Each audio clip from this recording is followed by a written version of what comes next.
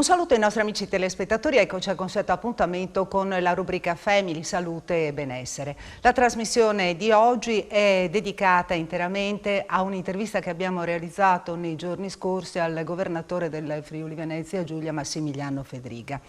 Con lui abbiamo affrontato diverse tematiche, in modo particolare la richiesta che lo stesso governatore ha avanzato a Roma affinché vengano cambiati i parametri di valutazione per quanto riguarda i contagi. Altro tema caldo, la riforma sanitaria regionale. Anche qui il governatore ha parlato della volontà di potenziare sia la struttura pubblica che quella privata. Questo soprattutto per evitare che tante persone debbano ricorrere alle strutture sanitarie convenzionate al di fuori dei confini regionali. Infine un appello del governatore, un appello a tutti a vaccinarsi, in modo particolare agli ultra sessantenni e agli under 29 e soprattutto al personale sanitario. Presidente, lei ha lanciato un appello al governo in sostanza di cambiare i parametri di valutazione anche qui a livello locale, quindi passare dal paradigma dell'incidenza ogni 100.000 abitanti, passare invece alla valutazione delle persone che sono ricoverate in terapia intensiva. Ha ricevuto delle risposte dal governo? Ci sono possibilità di cambiare questi parametri? È un percorso. Noi come Conferenza Regioni oggi siamo all'incidenza grazie alla Conferenza Regioni, perché partivamo dall'RT. Oggi se avessimo l'RT avremmo delle regioni già gialle, per capirci, malgrado i contagi molto bassi. Quindi siamo riusciti a portare il governo verso una valutazione sull'incidenza e anche sulle ospedalizzazioni, perché i parametri ci sono anche dei parametri sulle ospedalizzazioni e quindi ridurre i calcoli che si facevano prima. Oggi penso, perché ovviamente dobbiamo adeguarci alla situazione mutevole del virus che ovviamente cambia, con i vaccini, che perlomeno i dati dell'Inghilterra sono confortanti, malgrado tanti contagi abbiamo un bassissimo numero di ospedalizzazioni, evidentemente quello deve diventare il punto di riferimento per prendere le decisioni, perché se di fatto riusciremo con i vaccini, e mi auguro che sempre più persone aderiscono alla campagna vaccinale, a tramutare il dramma del coronavirus in un'influenza o poco più, perché di fatto vengono meno le ospedalizzazioni che il dramma del coronavirus, riusciremo a cambiare proprio l'approccio alla pandemia.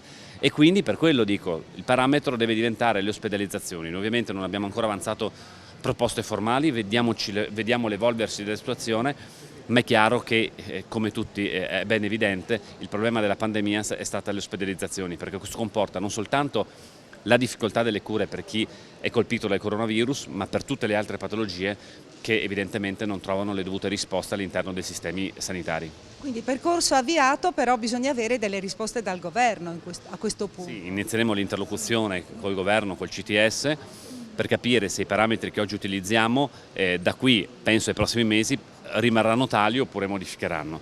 Io ovviamente non vedo adesso il problema in queste settimane, in questi mesi, perché l'incidenza, almeno per quanto riguarda l'influenza Giulia, ancora è bassa ed è abbondantemente sotto i 50 ogni 100.000 abitanti nei 7 giorni. Ma penso ad esempio a settembre, se avremo una popolazione vaccinata ampia, e questo è un passaggio fondamentale, quindi vi ringrazio di farmelo ripetere, ma che i cittadini sappiano che vaccinarsi è importantissimo non soltanto per la salute, che è la parte fondamentale, ma per tenere aperte le attività, per andare avanti con il lavoro, per garantire la socialità che tanto ci è mancata. Beh, detto questo, se avremo una vaccinazione ampia, quindi con un'adesione ampia e tante persone vaccinate, è chiaro che avremo la protezione dalla malattia grave. Questo i dati oggi ci dicono, i dati scientifici, e allora dovremo agire in modo diverso rispetto a quanto abbiamo agito in passato. Variante Delta crea preoccupazioni anche da noi, perché ormai è innegabile, si parla solamente di variante Delta. Non c'è dubbio che la variante Delta è maggiormente contagiosa, però ribadisco, i dati inglesi confermano che la variante Delta magari può contagiare un po' di più malgrado una persona sia vaccinata, ci vince le protezioni dal contagio, ma la protezione sulla malattia grave è ancora molto alta con i vaccini, e questo quindi ci permette di evitare quelle ospedalizzazioni di cui abbiamo parlato fino adesso. È vero che in Friuli-Venezia Giulia stiamo vedendo un aumento di variante Delta in tutta Italia, e devo dire, se mi permette anche uno sfogo, che dispiace che dopo gli sforzi che questa regione ha fatto, oggi ci troviamo per esempio nella giornata di ieri con la gran parte dei contagi arrivati da immigrati entrati irregolarmente. oltretutto che fanno la rotta balcanica e non sappiamo a quali varianti vanno incontro. Non soltanto quindi l'ingresso illegale, che già non mi piace e tendo a combattere, ma anche un ingresso legale abbinato a persone che portano il virus nel nostro territorio. Senta, e cosa dice ai giovani, agli under 29 che non vogliono vaccinarsi, perché l'adesione è ancora molto bassa? Io dico di fidarsi della scienza.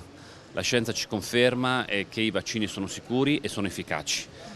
Ci sono effetti collaterali con i vaccini, sì, ma ricordo che ci sono effetti collaterali con la tachipirina, con l'aspirina, con tutti i medicinali che prendiamo magari regolarmente senza neanche la prescrizione medica. Noi prendiamo degli antibiotici a casa senza neanche la prescrizione medica, che hanno degli effetti naturali, se uno legge il foglietto illustrativo, che sono devastanti. E allora, per favore, non affidiamoci ai facili profeti di qualche social che raccontano menzogne. Addirittura lei pensi che mi sono venuti a dire che chi si è vaccinato contagia, non sapendo nemmeno che nel vaccino non c'è il virus. Per quello dico, fate attenzione alle informazioni che vi passano, tutti devono credere alla scienza ufficiale, che è quella che fa gli studi. La scienza è perfetta, no? Ma è quella che ci dà maggiori garanzie rispetto alle fandonie che si sentono sui social dalle altre parti. E lo dico perché, guardate, io mi sono vaccinato, mia moglie si è vaccinata, se pensassimo che fosse così pericoloso il vaccino, noi che comunque governiamo il sistema sanitario, l'avremmo fatto? No. Per quello tutte le persone, proteggetevi, proteggiamo i nostri cari, proteggiamo il nostro futuro, proteggiamo il lavoro, proteggiamo la socialità vaccinandoci. Appello quindi ai sanitari che non si vaccinano. Non c'è dubbio, motivi in più per vaccinarsi. I sanitari sono a contatto con persone fragili. Su questo non possiamo scherzare, mettiamocela tutta. Guardate, io sono contro l'obbligo vaccinale perché io penso che si raggiunga una maggiore copertura di vaccino convincendo le persone e facendogli capire il buonsenso della scelta. Io voglio ragionare con il buonsenso e chi invece crede, ribadisco, a stupidaggini come un'altra le racconto. Chi raccontava che la monetina si attaccava quando uno si è vaccinato, avrete visto tutti i video e gente ci credeva.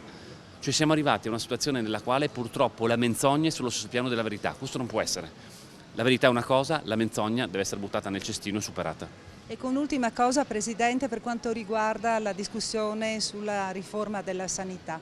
Si parla di dare spazio ai privati per poter aiutare a evitare appunto l'allungarsi delle liste d'attesa, per evitare la fuga verso praticamente le strutture fuori regione. In che direzione sta andando la sanità regionale? Verso l'utilizzo del privato? In che modo? Allora, noi in questo momento bisogna fare la fotografia dell'attuale. In questo momento la Regione, prima della nostra scelta, sta utilizzando molto il privato. Peccato che non è il privato del Friuli Venezia Giulia convenzionato, ma quello di altre regioni. Quindi cosa succede? In questo momento noi abbiamo, avendo la capacità di erogare servizio del privato convenzionato del Friuli Venezia Giulia basso, i nostri cittadini sono costretti ad andare nel privato convenzionato di altre regioni. Chi paga quel privato convenzionato di altre regioni? Il Friuli Venezia Giulia. Non mi sembra particolarmente brillante come idea. Forse è meglio trattenere nel nostro sistema regionale le persone innalzando poi il privato convenzionato del Friuli Venezia Giulia, così da abbassare quello delle altre regioni che paghiamo noi come sistema regionale, ma non solo, noi andiamo a potenziare anche il pubblico. Quindi è una misura che va a potenziare sia il pubblico che la possibilità di collaborare col privato. In realtà il privato nella realtà non viene potenziato, semplicemente viene spostato da altre regioni al Friuli Venezia Giulia, quello che già paghiamo. Chi non capisce questo o non ha idea di come funziona il sistema sanitario, oppure mente ed è strumentale a voler semplicemente sferrare un attacco politico. Perché chi non vuole questa operazione vuole continuare a far pagare ai cittadini del Friuli Venezia Giulia il privato convenzionato di altre regioni, quindi non offrire né sviluppo né posti di lavoro alla nostra regione, banalmente, ma non solo, anche possibilità di innalzare i servizi del nostro territorio. Ecco, lei ha parlato di potenziare il sistema pubblico. In che modo? Con che sistema va potenziato? Non soltanto con nuovo personale che stiamo facendo. Se voi vedete i dati da quando c'è l'amministrazione, questa amministrazione regionale di centrodestra che ho l'onore di guidare, noi abbiamo aumentato fin da subito il personale nel sistema sanitario regionale. Voi vedete i dati, prima c'è stata una costante discesa, da quando c'è questa amministrazione regionale e i dipendenti del sistema sanitario regionale sono sempre saliti, quindi crediamo nel servizio alla salute dei cittadini di questa regione, non solo, continueremo a farlo, ma non solo, faremo anche investimenti infrastrutturali. Non a caso nella legge di assestamento ci sono altre decine di milioni per andare a potenziare gli ospedali del territorio. Questo vuol dire nuove prestazioni che possiamo erogare, nuovi servizi e capacità soprattutto di offrire un servizio a tutto tondo ai nostri cittadini, che ci auguriamo sempre di più. Ovviamente sono passaggi, una costruzione di un sistema che era stato devastato, voglio ricordare, ma passaggi anno dopo anno che vorremmo far sì che i nostri cittadini abbiano più la necessità di andare in altri territori, se non ovviamente magari per quelle cure straordinarie dove abbiamo i grandi centri specialistici. Noi ce li abbiamo per alcune cose, altri territori per alcune cose, altri territori per altro, però nella ordinarietà dobbiamo dare risposta ai cittadini di questa regione costantemente.